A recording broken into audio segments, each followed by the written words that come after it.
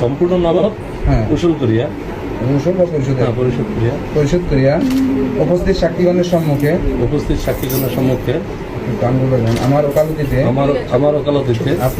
আপনাকে সমান্ত হক আপনাকে বিবাহের প্রস্তাব দেওয়া হবে।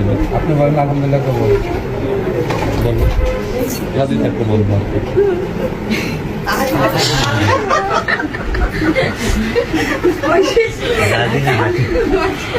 বলো রাজি আলহামদুলিল্লাহ। আরেকবার বলেন কবুল।